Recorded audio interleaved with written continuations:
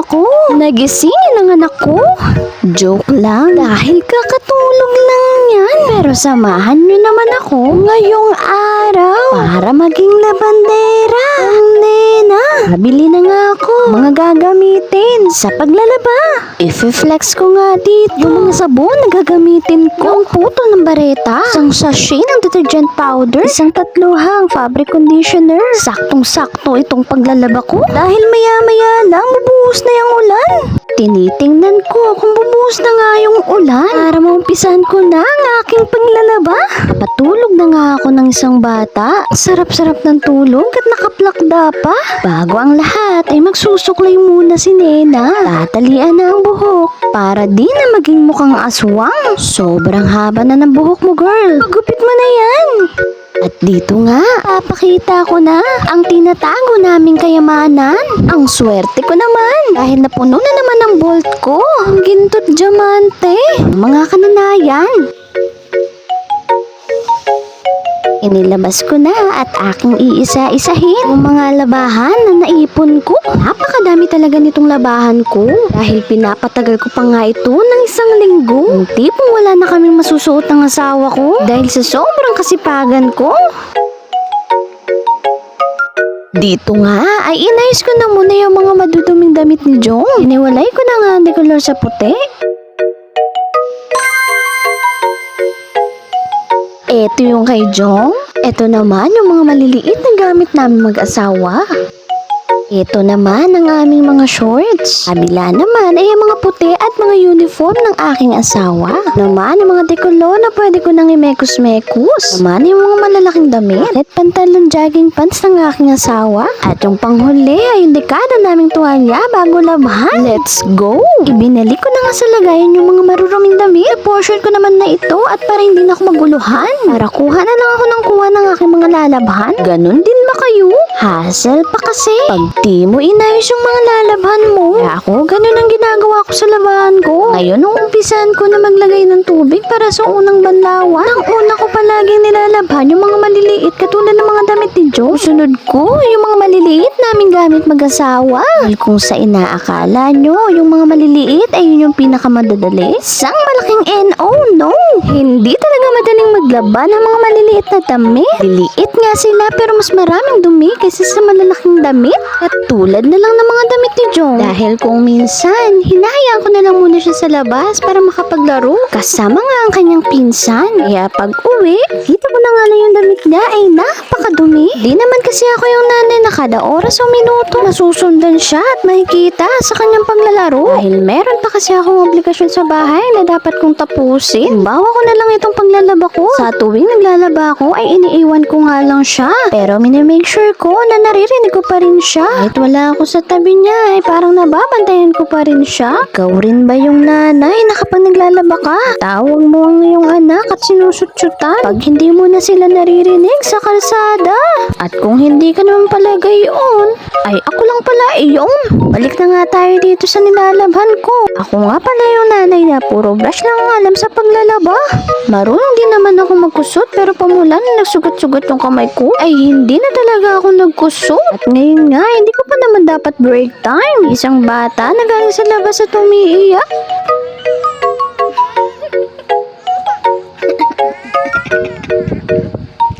Na kapag ganyan siya, ay dapat alam ni mami ang kanyang gagawin para huminto sa pag-iyak. Pero dyan nga, ay hinayaan ko na nga muna siyang maglabas sa mga problema niya. Minsan ay natutuwa na lang talaga ako. Naasa rin si Joe kapag umiiyak siya dahil napupunit yung mukha niya.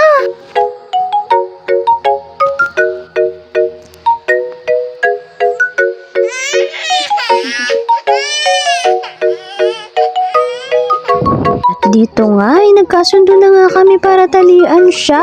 Pero kahit nagkasundo na kami ay tinutupak pa rin siya.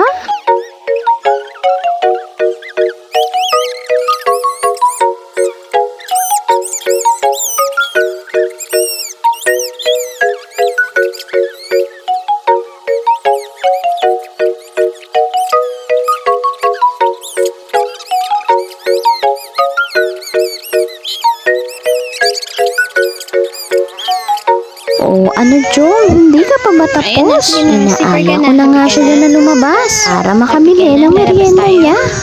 Ha? Lalabas ba tayo? Lalabas tayo? Happy ka? Happy ka? Patingin ako ng happy. Smile kay mami. Smile kay mami. Smile kay mami. Pilit. Para ka natatay.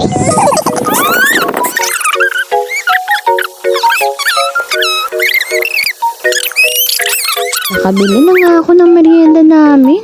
Ang mabilis ang merienda ko nga pala ay energy. Ipapartner ko pa yun sa tinapay at ako'y busog na.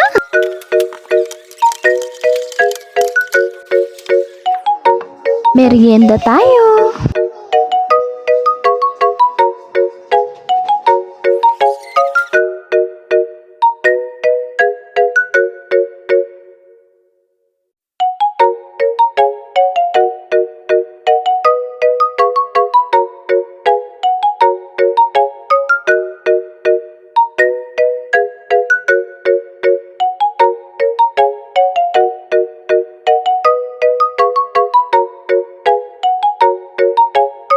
Matatapos na nga akong magmerienda, kaya naman yung mga maliliit na damit na nilaban ko, ay babanlawan ko na.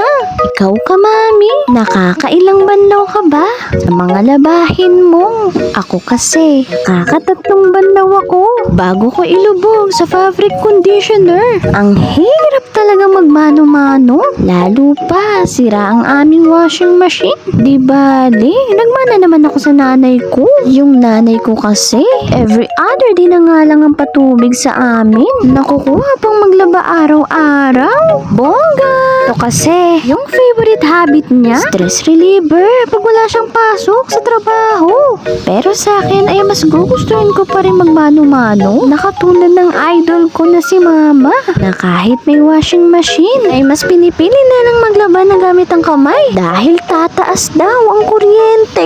Balik na nga tayo dito sa ginagawa ko. Hindi pa nga ako tapos maglaba dyan pero nakita ko yung bowl namin ay nakasimango. Sinabi niya naman sa akin na hello, linisin mo naman ako. Kaya naman habang napupuno ako dito ng tubig sa drum namin ay napagdesisyonan kong maglinis ng bowl namin.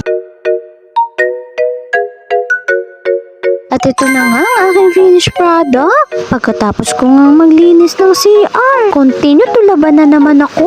Flush ko na nga yung washing machine namin. Sa mga nakikinig dyan, opo, sira yung washing machine namin pero yung dryer lang yung gagamitin ko. Dahil nakita nyo naman kanina, muntikan ng umulan. Pero kung umaraw sana, bibilan ko na lang sana sa arawan.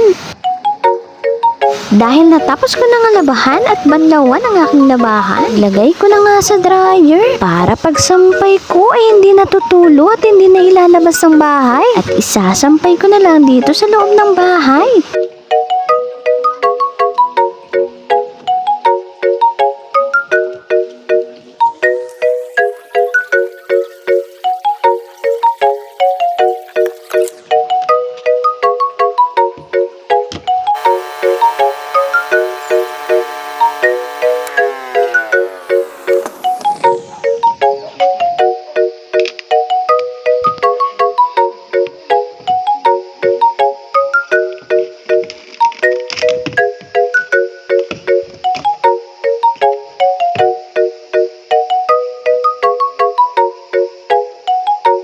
Ang sarap talaga na may dryer at ang bilis makapagpatuyo. Malaking tulong talaga ang dryer sa bahay, lalo na ngayon magtatag-ulan. At dito naman ay pinapakita ko kung gaano karami yung nalabhan ko ngayon. Dahil may part 2 pa yan ng laba session ni Nena. Ito, makikita mo kung gaano ako ka-excited magsampay. Dahil pa mula alas 2 ng hapon, alas 8 na ako ng gabi nakatapos dyan. Kaya naman inabot ako ng gabi dahil hindi naman puro paglalaba lang naman ang ginagawa ko dyan. nagpakain ng bata, nagpaligo ng bata, nag-asikaso sa asawa, at marami pang iba. Hindi talaga madali ang obligasyon ng nanay sa bahay. Hindi pa kami nakakabukod dyan. Pero okay lang. At least natututunan ko kung paano maging mabuting ilaw ng tahanan. Na kapag nakalipat na kami doon sa sarili naming bahay, ay marami na akong natutunan dito sa bahay ng nanay ko.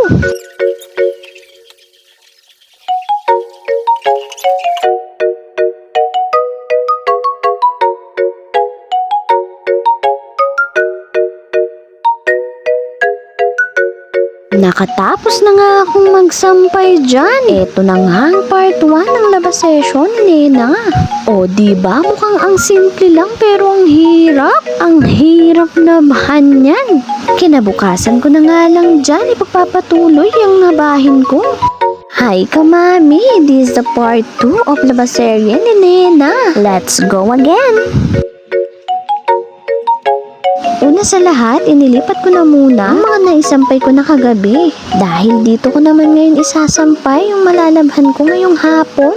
Hindi ko na nga ipapakita sa inyo nitong buong paglalaba ko ngayong part 2. Dahil pareho lang naman yung ginawa ko sa part 1 hanggang ngayong part 2. Nag-brush, nagbanlaw, nag-dryer at nagsampay. Gusto ko lang naman ipakita kung gaano karami itong nalabahan ko. Sa hanger pa lang ay kamuntikan na akong maubusan ng hangad dahil sa dami ng nilabhan ko. Madalas talaga kapag naglalaba ako ay nauubusan ako ng mga hangin. Dahil hindi lang naman ako yung mahiling maglaba dito sa bahay na to. Ayun naman ay panoorin nyo itong video na ito kung gaano karami yung mga nalabhan ko.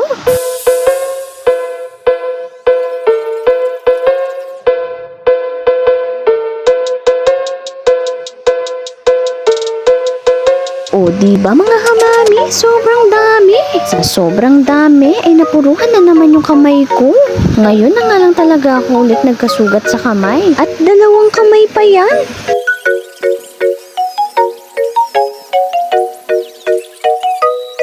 Okay, hanggang dito na nga lang. Maraming salamat sa pagsama at sa panonood. Bye-bye!